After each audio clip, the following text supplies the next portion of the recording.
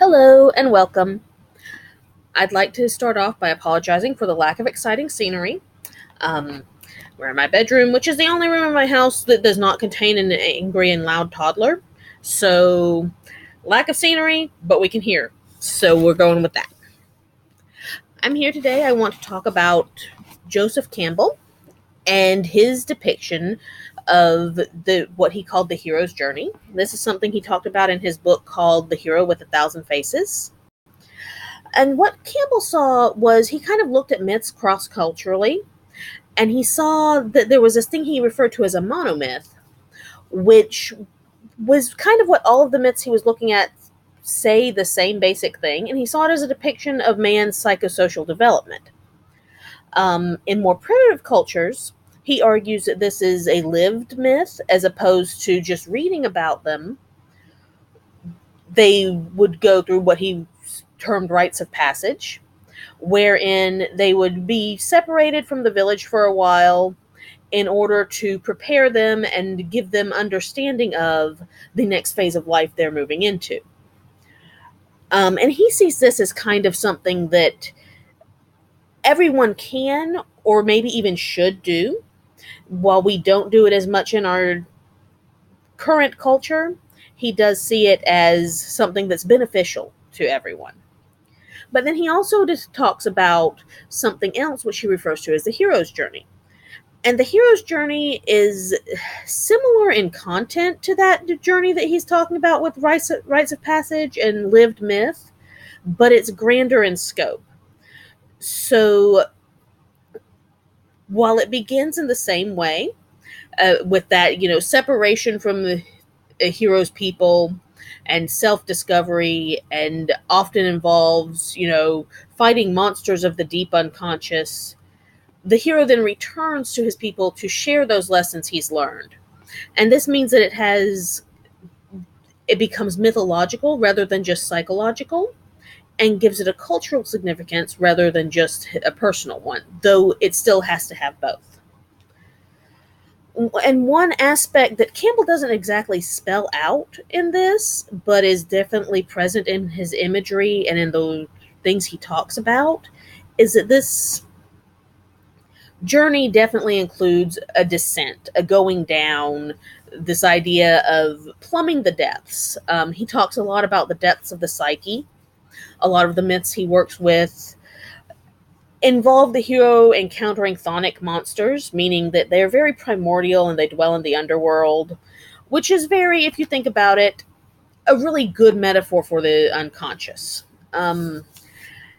Even the illustrations he uses to discuss this journey he's talking about, very much, I have a little drawing of them.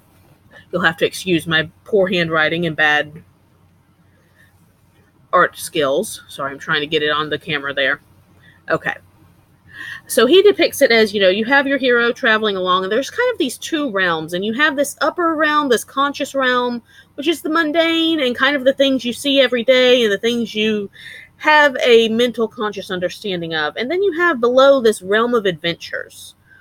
And that is the unconscious, and that's where a lot of this journey takes place, where the hero goes down into this realm of adventures and battles monsters, makes discoveries, and learns things.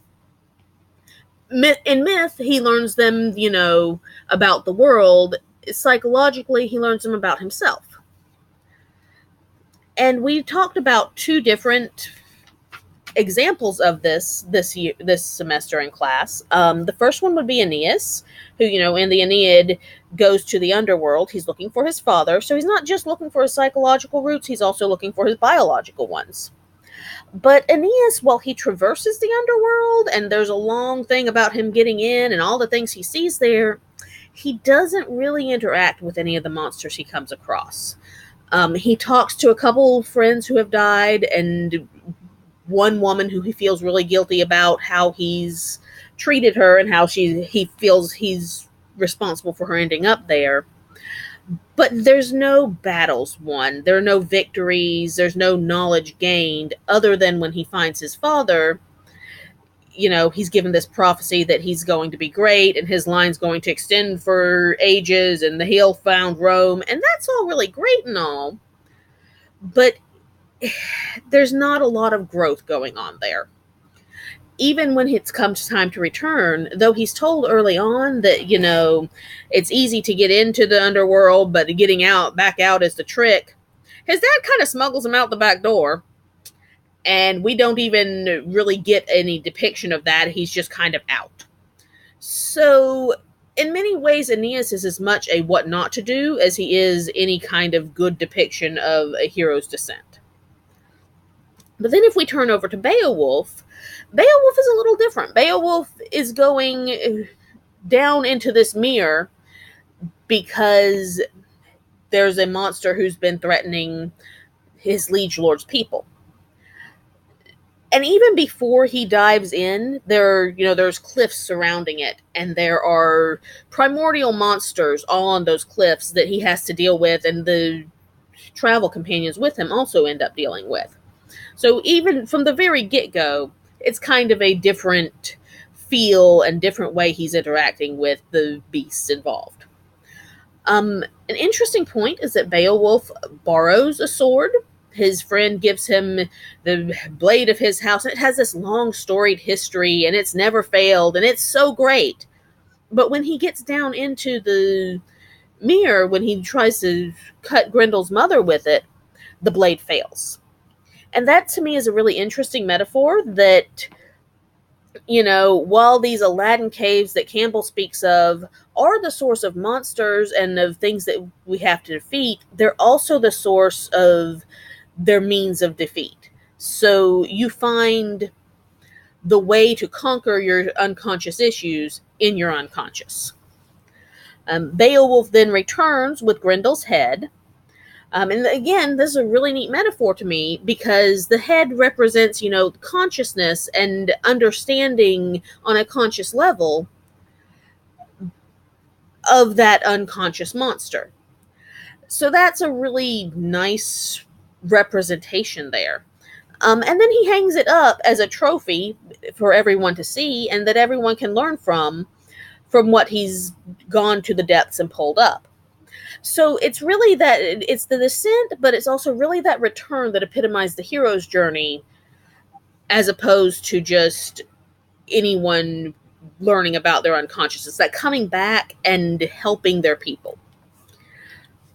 Now, there have been some criticisms of Campbell's system. One of the big ones is that it's a very masculine system. Sorry, I've lost my place. He talks a lot about the bliss of infancy and how the hero has to regain that and then has to find atonement with the father. So it's very Oedipal in that sense, which doesn't really fit the feminine psyche usually. And though he uses some inclusive language, like he'll say men and women or people instead of just men, it's still a really gendered system. And even when he's dealing with female heroes, it's kind of shoving them into male psychological roles. And it kind of comes off like ill-fitting armor. And if you're really looking for the reason for this, if you look at like some of our cultural myths, we see kind of why. One of the Greek myths that a lot of people know is the myth of Persephone and Demeter.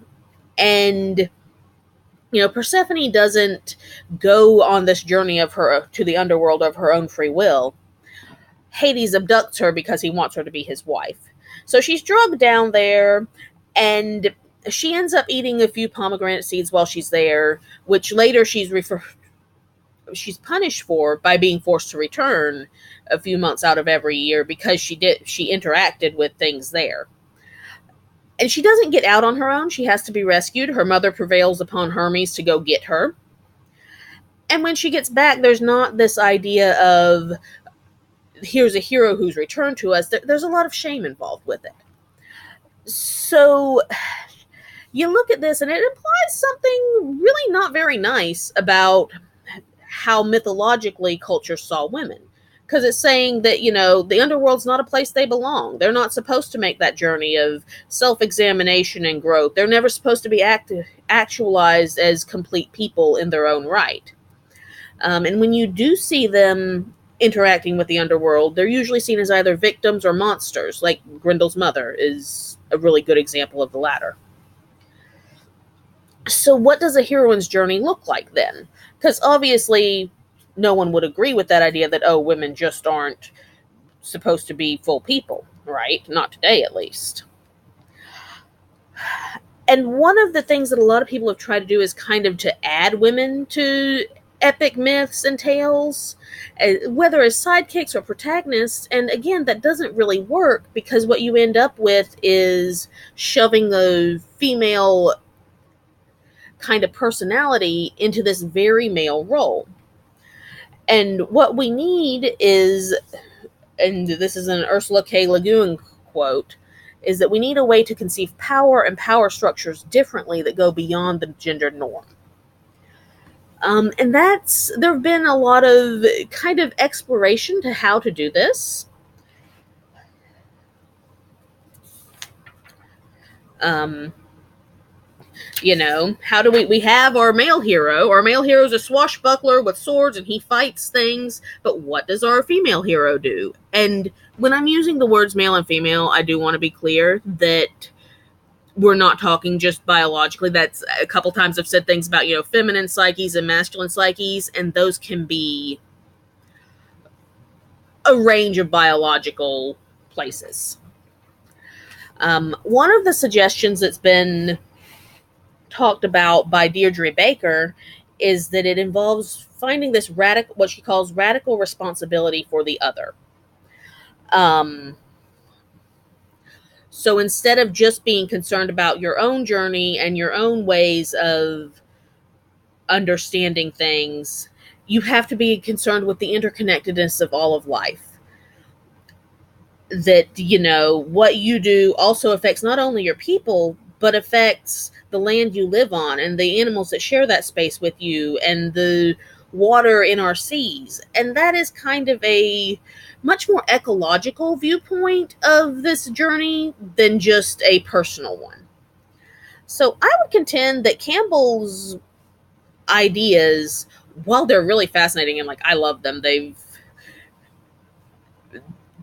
really made myth one of my favorite things, but that he doesn't go far enough. The journey is only the beginning, and I think he's onto something. I think one of the reasons he falls into that, focusing on the masculine journey, is that in our patriarchal culture, men are more likely to need to confront their psychological depths than women are. They're much more forced into a repressed idea of their feelings than women most of the time.